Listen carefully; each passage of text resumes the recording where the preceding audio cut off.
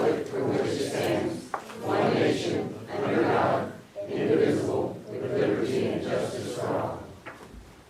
Honor the Texas flag. I pledge allegiance to thee, Texas, one state under God, one and indivisible. Eternal God, Heavenly Father, we come to you and thank you for the blessings that you have bestowed upon us. Lord, thank you, God, for just watching over our students, watching over our staff. Most of all, I just want to thank you for the gift of life in itself. We pray that as your blessings upon this board as we prepare for this meeting this evening. Pray that your guidance, give us the understanding, give us the knowledge that we need as we make our decisions this evening. So we ask this in Jesus' name, for his sake we do pray. Amen.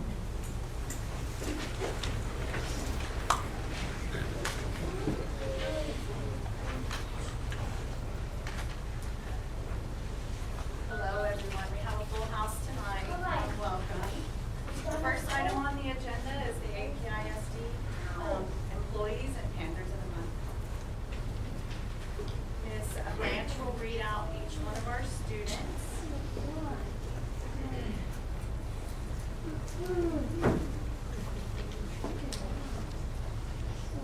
For the Panther of the Month for fall, the recipient is Jose Carlos.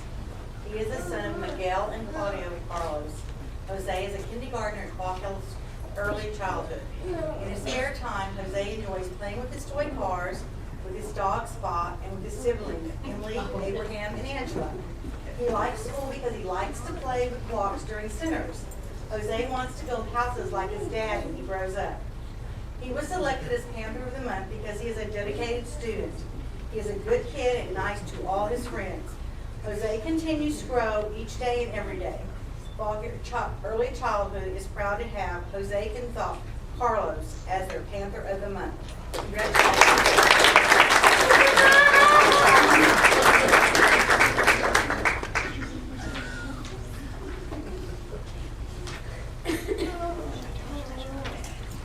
The Panther of the Month for Kieber Elementary is Aubrey Geraldine Liao.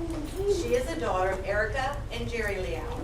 Aubrey is 7 years old and is in Miss Johnson's ELA second grade homeroom with Mrs. Abear as her math teacher. Aubrey has a younger sister, 2 older sisters, and 1 older brother. Aubrey does her homework as soon as she gets home so she can go to cheer practice. She is also playing basketball in our Little Dribblers League. In her free time, she likes to read and help her mom. When watching television, Aubrey enjoys watching the Disney Channel, with her favorite show being Liv and Maddie. Aubrey's favorite subject at Keyburger is math. She enjoys math most of all because it is easy for her and she likes figuring out problems. It's fun, she says. Aubrey enjoys reading chapter books and is uncertain how many AR points she has so far this year in Accelerated Reader. When Aubrey grows up, she would like to become a doctor and is pretty sure she'd like to be a pediatrician. She was selected as Panther of the Month because she's very helpful and supportive of other students. She is responsible and respectful with a positive attitude and a smile on her face. She's a great student with an excellent attendance and grades. Along with a positive attitude, Aubrey is polite and courteous to others, and she possesses a good heart for helping others. Several teachers and staff describe Aubrey as an awesome young lady. Congratulations, Aubrey.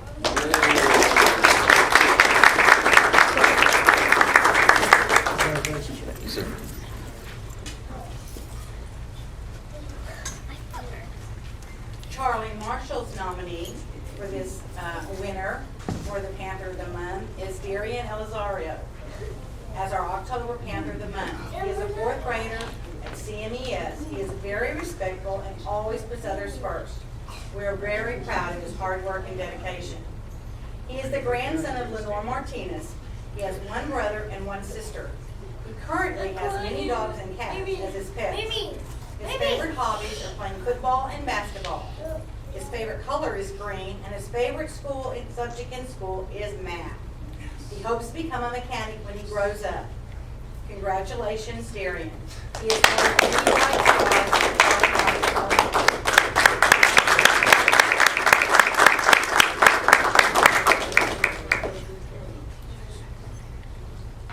Panther of the Month at Blunt Elementary Junior high. He has two brothers, is Matthew Ortiz. He has two brothers, Mike Yardley and Marcus Ortiz. Matthew is currently in 8th grade. His favorite class is math, and in his spare time he likes to play sports. He would like to become a lawyer after he finishes college. He was selected as Panther of the Month at Lund because he is a sweet boy as well as a hard worker. He's always helpful to others, and he's very polite. Oh, he wasn't here to hear me say that. Okay, Panther of the Month for high school is Jacob Kirchens. He's the son of Joe Martin Kirchens and Stephanie Ann Long. He was born on May 20th, 1999 in San Antonio, Texas. At the age of 11 years old, he moved to Aransas Pass to be with his dad and stepmom, Laura. He is now a high school senior and is involved in NJROTC, NHS, football, and track. In his spare time, Jacob enjoys hunting, fishing, and being with his friends. After he graduates from high school, he plans to enlist in the United States Air Force and become a pararescue man. He was nominated Panther of the Month because of his desirable qualities, being politeness, good citizenship, willingness to help other students in any situation, and his kindness as well as sympathy to others. Aransas Pass High School teacher and staff would like to congratulate, as well as the board, Jacob for his outstanding work. Congratulations.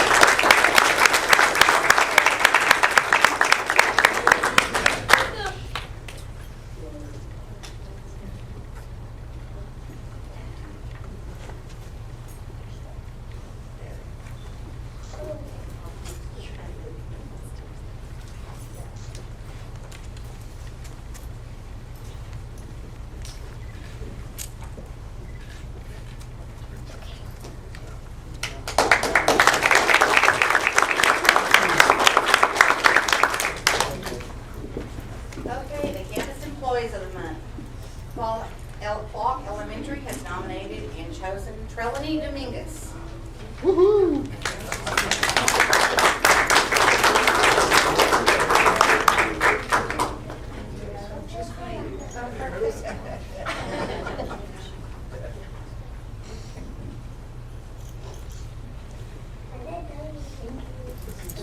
You're not going anywhere. Keyburger Campus Employee of the Month is Sue Wood.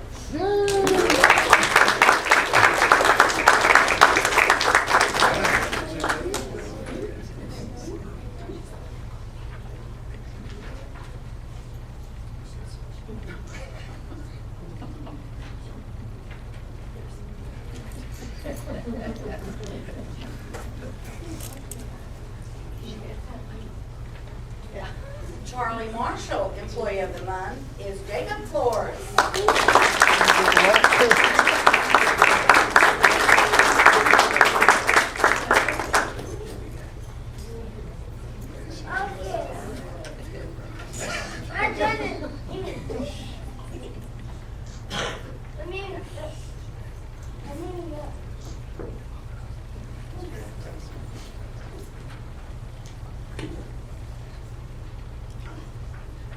Blunt Employee of the Month is Susan Drumble. She's probably in practice. Employee of the month. Hard working. And last but not least, Employee of the Month for the high school is Rochelle King.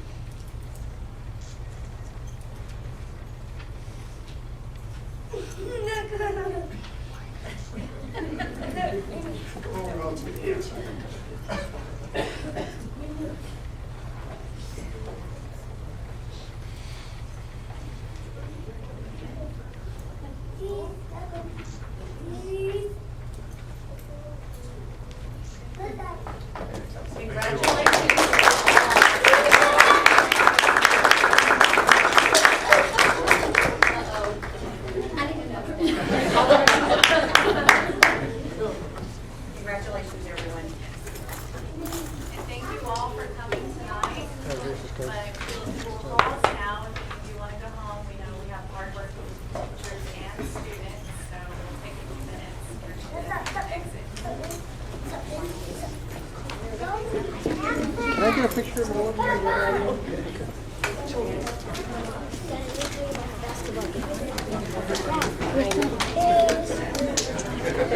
Oh, this is not even for y'all to get the hell out of here.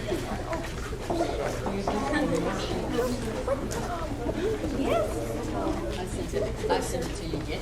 I'm sorry, I'm so sorry.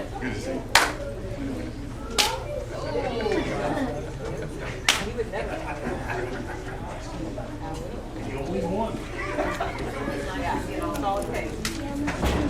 night.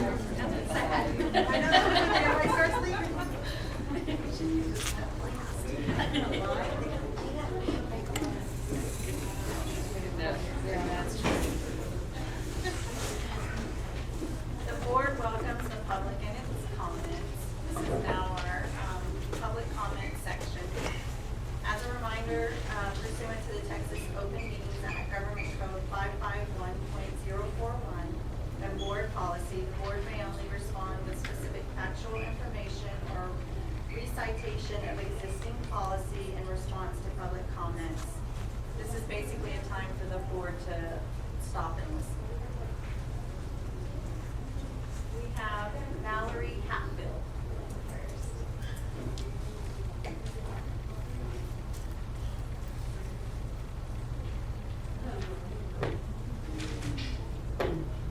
My name's Mallory Hatfield, and I'm Evan Hatfield's mother. He's a third grade student at Peter. This school year in particular, whatever, I don't know what I'm trying to say, has been one of the hardest years for him as far as bullying goes. I'm not sure who all is aware, but September 16th, it was actually the same week that Jackson Grubbs in West Virginia, the 9-year-old, committed suicide because of bullying. That same week, my son was tied to a tree by 3 students at Keyburger Elementary with jump ropes. They walked him to the tree with his hands behind his back as if he was handcuffed. They continued to spit on him while they were tying him to the tree. And then they also were pouring rocks and dirt in his clothes. From what I was told, Mr. Ortiz said that it was taken care of. It took 2 days for me to get in touch with him after that. He told me he was not allowed to tell me what was done, but he told me that he was going to be there at recess. To make sure, I guess there's teachers' aides that normally supervise that. 2 weeks ago, his homeroom teacher sent me an email and said that he had some issues in the bathroom with another student. My son is the sweetest little boy. He's severe ADHD, he's really fidgety, really rowdy, but he just wants to be friends. He was choked in the bathroom by another student. And then whenever Evan tried to yell out to get the teacher's attention, that boy covered his mouth. Miss Langford talked to that student and that student's teacher as well. No kid has denied it. Well, while I'm trying to get in touch with Mr. Ortiz, it took another 2 days. My son comes home with a bruise on his rib where this girl kicked him, at recess. And I was told that every 6 weeks the student or the counselor was going to do an anti-bully thing with the kids. She has done it once last week at the end of the day. They were sent home with this paper. No one went over this paper with them. It just talked about bullying. But you can't give an 8-year-old a paper and then, for them to read it themselves. I think we need to get more parents involved. Every month something bad happens. And it's not just my son, his friends too. It's getting so bad to where my son does not want to wear shorts because those kids make fun of all the veins that show his legs. They call him vein head because he has a blue vein right here. And my son is so sweet and so smart and so funny, but he has lost his, he said that he feels invisible. This is just what his stepdad and I took out of his journal from after he was tied to the tree. He said, "Dear bullies, when you tied me on a tree, I felt so scared. I wanted to say stop, and if he did not stop, I will tell the teacher. But I was afraid they still wouldn't stop. Please stop being so mean to me. Please, let's just be friends." That's from my 8-year-old son. and he was choked at recess by another student, and the same outcome was, okay, we're gonna talk to that student's parent. I just don't feel like enough is being done, and I don't want my son to be a statistic as one of these suicide-related bully-related suicides, because it happens more often. And in these small schools, it's easier to be brushed under the rug. In a big school, if this we're from Houston area, those kids would have been sent to juvenile, because it's assault, it's abuse, it's not just kids being kids anymore. My son could have been, choked. These are the weakest bones. If that kid would have broken one of those bones, a fragment of it could have got in his lungs, and my child could have been dead because there was no supervision. That's really all I have to say, and I just hope that something can be done instead of every 6 months the counselor talking, instead of sending the student home without even reading it. It's getting really scary, and it's getting deadly. Thank you. Thank you.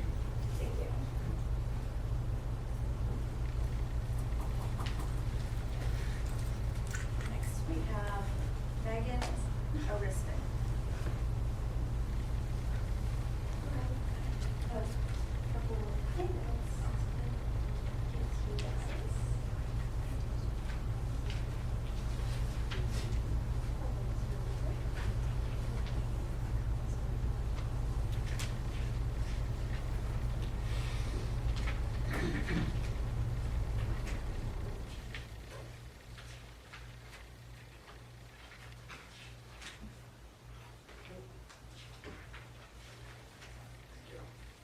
And I'm wondering, Sean, if you'd like to go.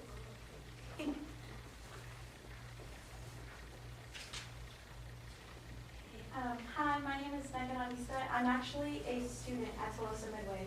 I know it's totally random, but I have lived in Aransas for almost 5 years now. And one of my ideas was for a senior project was to make the May Allen building into a museum. I feel like Aransas Pass has such a rich history, and I feel like we should celebrate it and document it somehow. So what I would like to do is to see if I can get you guys on board. My step one I have is to just look around the building to see how much work needs to be done. I know it is an older building, and I know there are some rotting and stuff like that. So what I would like to do is to go in and have someone go in with me and just tell me, okay, so this is how much is going to need to be done. This is what's going to be, fixed. This is what's going to need to be whatever. And with that, I've been looking into grants and everything, and one of the biggest grants right now is Smithsonian. Smithsonian always hands out grants and stuff like that to just try to get you on your feet and to try to help you as much as you can. So right now, I would like to worry about step 1 and 2, and then we would get to step 3, which is to create a board and help the locals get on board. I don't want to obviously add anything else to the building. I want to keep the building as is. I would like to keep its character. I know the building is very old, and some of our residents here have gone to high school here, and I would just love to be able to get its youth back into it. So I hope I can get your support on this. Obviously, if you look at the picture, I would just add the history museum, nothing really big. And I would like to add more flowers and maybe a little bit more trees. And, I just feel like this would be a great place to have a building and have a museum. Thank you.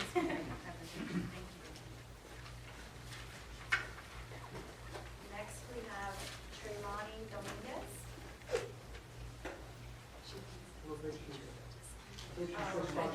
I think she's smiling when she, okay. Thank you to everyone who presented tonight to take the time and come before the board, and we'll take everything that we heard tonight into consideration. Thank you.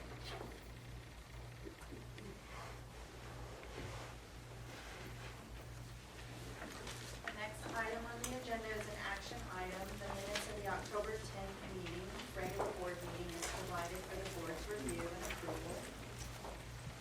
Do I have any comments or recommendations, edits?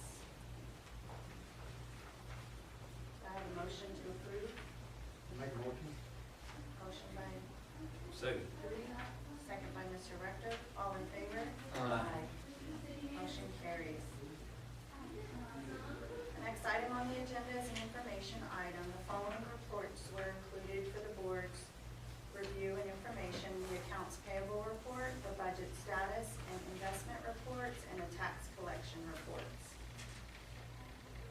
Do I have any comments or questions by the board? I just have one question on page 16 on the general fund local maintenance. On the current year balance, budget balance, is that, is that right, or should it be 2.9 minus the 15.8 for the balance?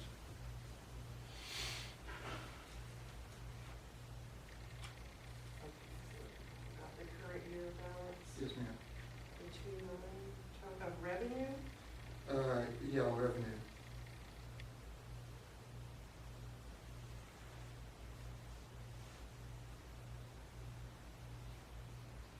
It's got $18,339. Okay, no, that's a typo error. That's what I thought. Yeah, I guess, no. yeah. I thought you meant the total of the current year. No, just the amount there was wrong. I think in the past it's always been, if you add up the current year and the estimate revenue, they kind of, that's what the total at the end is going to be, so. That's one question I had. My only question was on our yearly expenditures as compared to years past. We're quite high this year. Is that just because of the buses and some major? Part of it's the buses, part of it is another reason the expenses are a little bit elevated compared to other years is that our new software system, we are encumbering the estimated full balance of our contract maybe, for like special ed services, when we know we're contracting with a person to do physical therapy, they're encumbering what's in the budget for them, so it's kind of getting an elevated number there. Okay. Anything else? The next item on the agenda is an information item. The tax collection report was included for the board's review.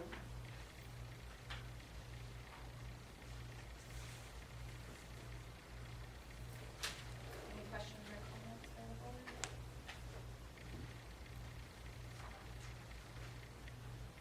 The next item on the agenda is an action item. The 2016 tax levy for APISD was included for the board's review.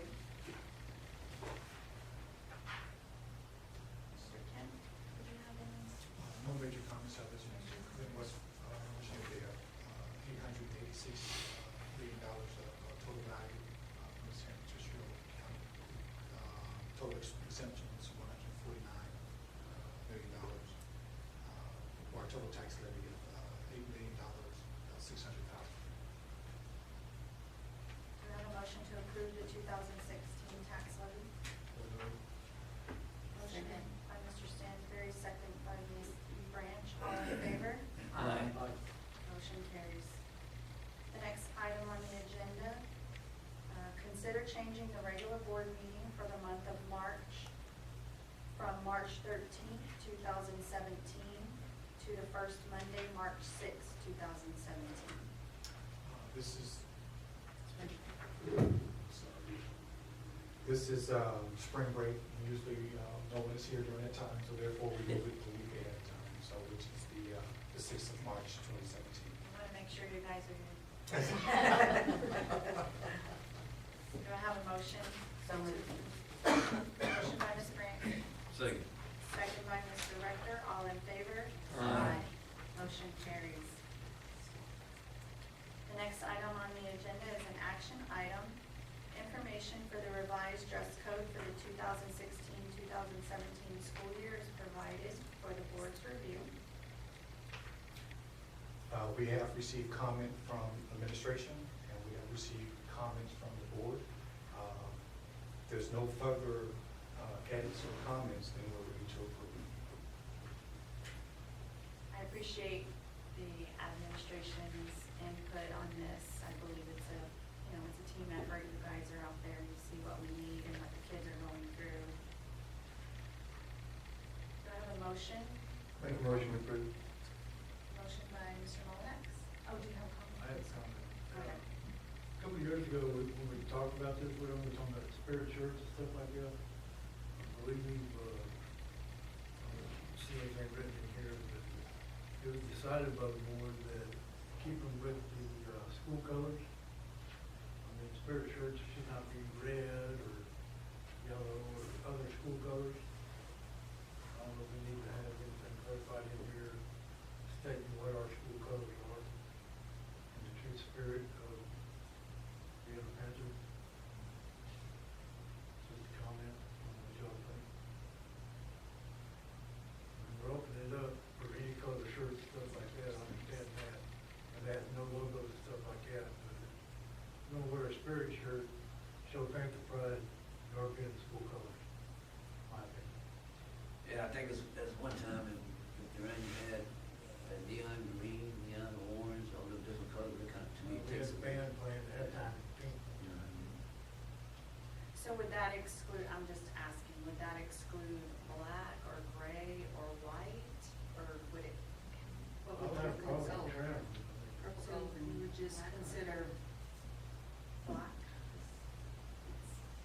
You know, it's not really a color. Yeah. Yeah, why wouldn't it used to be just purple and gold? We were all the golden Yeah. embers.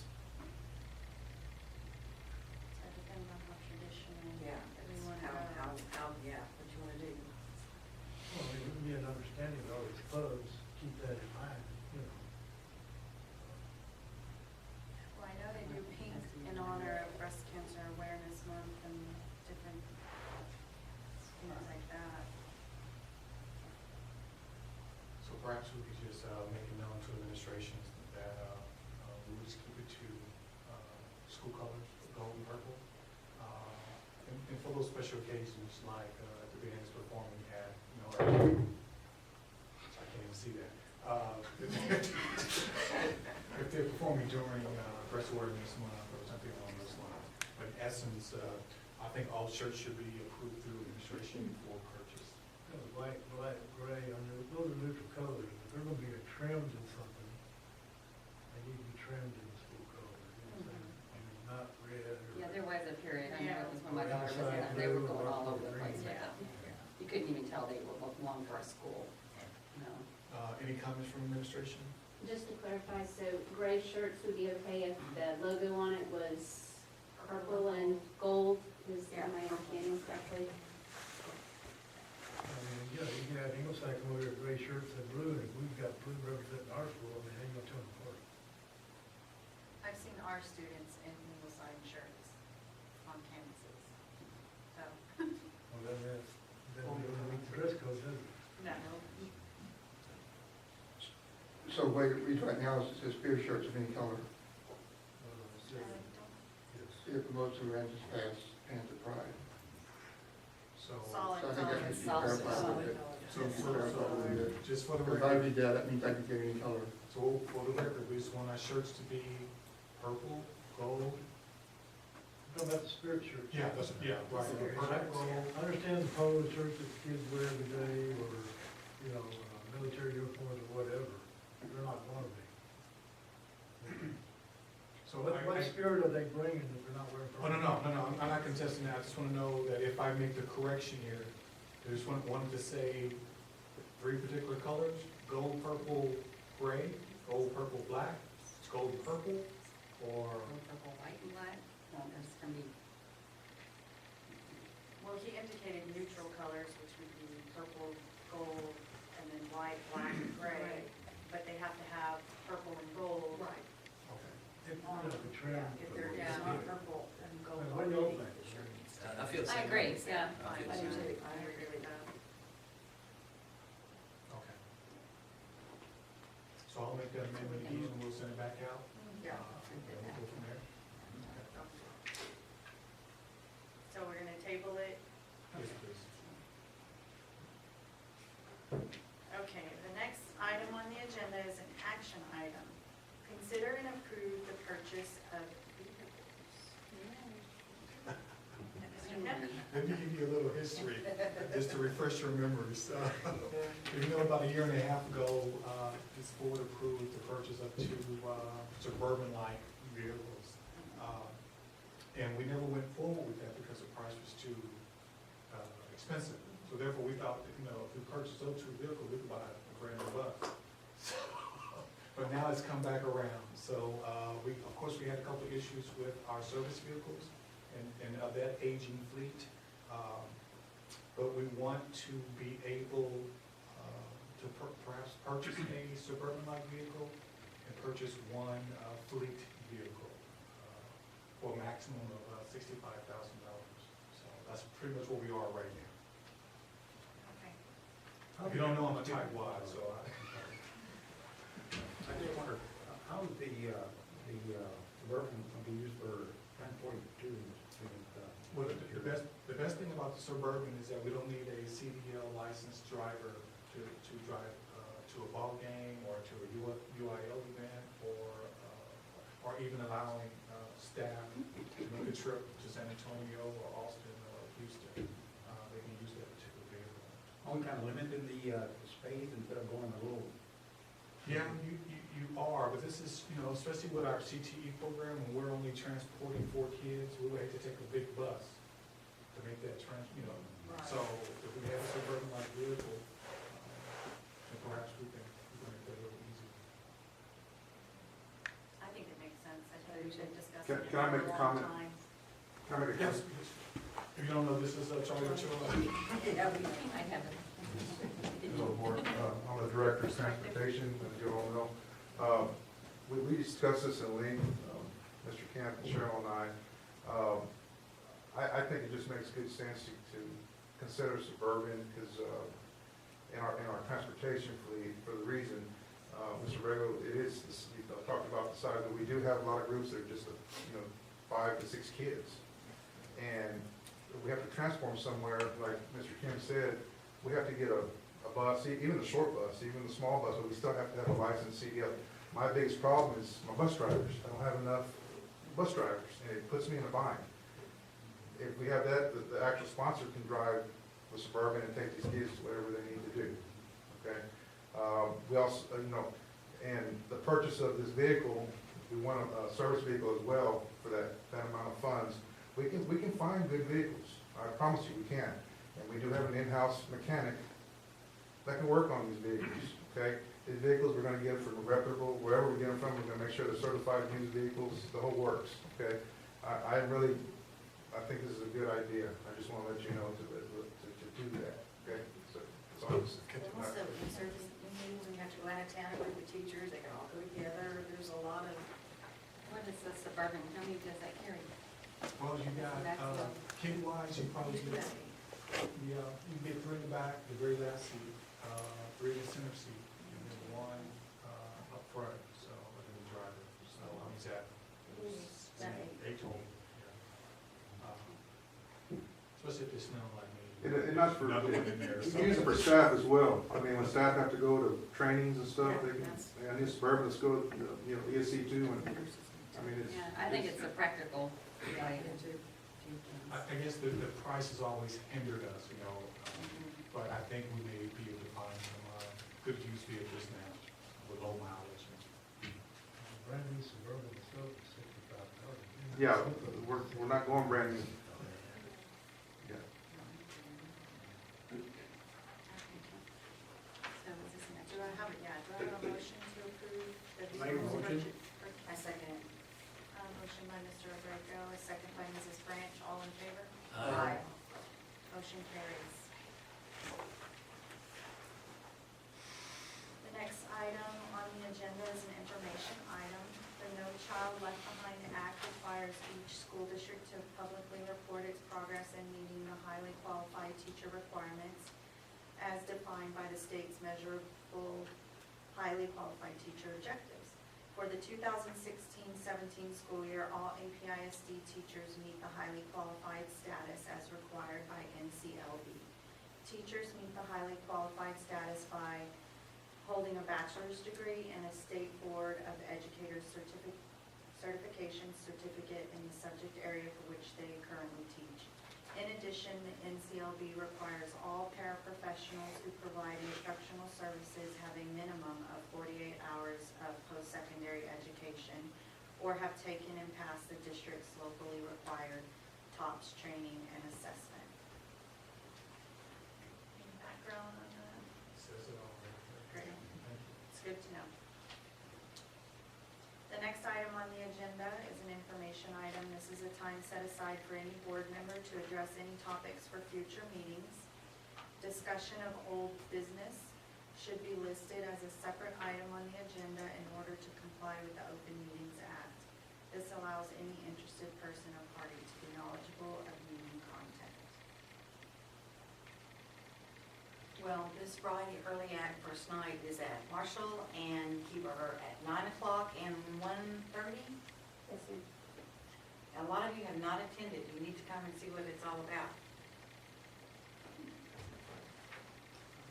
I read in Progress last week and it had an article in there, and it just caught my attention that the Texas Education Coordinating Board shows 27% of Aransas graduates in 2015 were enrolled in Texas public ed colleges, and that percentage is typical over several years. That seemed kind of really low to me, and I just wanted to, the administration, if they could address that, and what our, maybe what our program is to get those kids college bound. I think we got more than 27% of the kids. That's what they're, that's what the paper said, so it just kind of surprised me. We'll follow up on that. We have started this year, because whatever the number was, we wanted to increase it. And this year, we started a Go Center, a college center, to put more information in the hands of the students. Hopefully that'll raise that number a little bit. I don't know where they got that information. I'm not sure. They said they got it from the Texas Higher Education Coordinating Board, so I'm not sure who that is, but, Well, I do know as a club member in different clubs, we've had less and less people apply for scholarships. And there are a lot of capable kids out there that would have received them, but they didn't apply for them. Right. And hopefully that's what, With this program, with this yeah. program, we can address more of that. We have monies, we want to, spread it If around. it is true, I'd just like, us to develop a plan to improve that, to get it up to at least 45 or 50%, because I think that's what the other districts around here have got, and ours is lower than theirs, and we got the same demographics, so it makes sense to me how come ours is so low and the other districts around us are higher. One of the other things we could look at is how many students that we have right now at the high school taking dual credit classes. Because that is gaining them credit, college credit, so. That's true.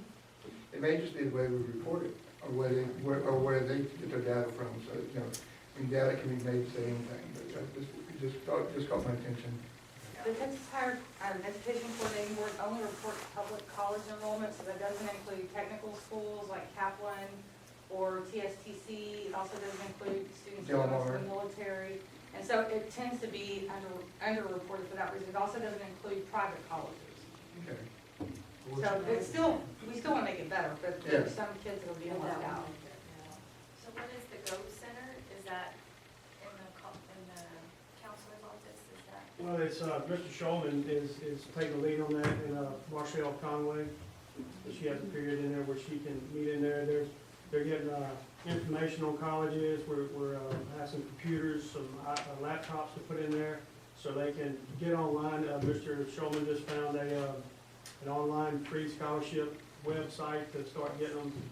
We're just trying to put more information because most times we hear that they're not aware. So we want to, and this is just a start. Well, hopefully we can move it into a classroom where we have a whole class on college and career readiness to just focus on that. But right now, we wanted to start somewhere. So we took over to one of our small rooms, that little room outside the cafeteria, and just loaded up with information. So it's in progress, but they've already started utilizing the information there and some of the resources. That's great. It's good to know. I'd just like, if you guys can find out if that data is true or not, because we look at it, whatever else, and if it's not, then, then we just kind of, but again, and then if it's true, then what we're gonna do to try to correct it, and you've got the program pretty well in, doing that right now. Good job, Lance. I would like a report out on what we're doing with this potential, if there is a problem with bullying, what programs we have in place, how often and frequent they are being presented with the children, and what level. I was really What is disturbed by that each comment, campus- so. Yeah, what is each campus doing? Because they're, you know, they're all different age levels, so they're gonna have different needs. I know we had a bullying program pretty strong years ago, but I haven't heard much about it. Yes, ma'am. The Early Act First Night program that you were talking about, I went to the last Rotary Club meeting, and they have a component for bullying that I know that would be for at least mine and Keyberger's Right. age group. There's a cost to it, but it wasn't horrible. It wasn't horrible, yeah. Is it an ongoing throughout the year or I one would time? say we'll do it as many times as you want. They'll do it per semester. It's kind of up to us, and then you. It's kind of like Rotary in the city. I mean, we're kind of all going together to do this program, and hopefully, and we're even thinking about putting it further up, like to Blunt and high school. But I don't think, you know, Well, I Right now don't it's know, fairly I'm not new. even educated on what we do have in place now, that if there's a need to increase that to avoid any child being, And I will follow up. going through that. it's terrible. Anything else? The next item on the agenda, an action item, the board will convene in an executive session as authorized by the Texas Open Meetings Act, Texas Government Code 551.001, concerning any and all purposes permitted by the act, Section 551.074, 551.071, 551.082, 552.0821, 551.083, 551.029.